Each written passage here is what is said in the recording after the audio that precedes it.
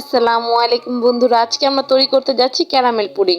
চলে আসলাম আমাদের নতুন একটি ভিডিও নিয়ে। প্রথমে আমরা ক্যারামেল পুডিংয়ের জন্য চিনি একটু পানি দিয়ে গলিয়ে নেব এবং ক্যারামেল করে নেব। তারপর ক্যারামেলটিকে খুব সুন্দর করে একটি কালার করে নেব। তারপর বিভিন্ন গ্লাসে সেট করে নেব। আপনাদের ইচ্ছে মতো গ্লাসে সেট করে নেবেন। তারপর একটু মাখন দিব, মাখনের ভিতরে একটু দুধ দিব, দিয়ে এগুলোকে খুব ভালো করে মিক্সড করে নেব। তারপর আপনাদের প্রয়োজন মতো 2টো বা 3টি ডিম দিয়ে দিবেন।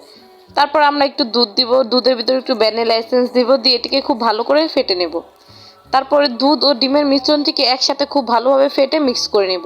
তারপর পাত্রে অল্প অল্প করে ঢেলে দিব। তারপর এর মুখটি খুব ভালো করে আটকে দিব। আপনারা ঢাকনা বা ফয়েল পেপার দিয়ে আটকে দিতে পারেন। তারপর একটু গরম পানি দিয়ে ভাপে দিব। হয়ে গেল আমাদের ক্যারামেল মিল্ক পুডিং। রেসিপিটি ভালো লাগলে আমাদের চ্যানেলে সাবস্ক্রাইব করবেন এবং পাশের বেল আইকনটি ক্লিক করে আমাদের সাথেই থাকবেন। Thank you for watching.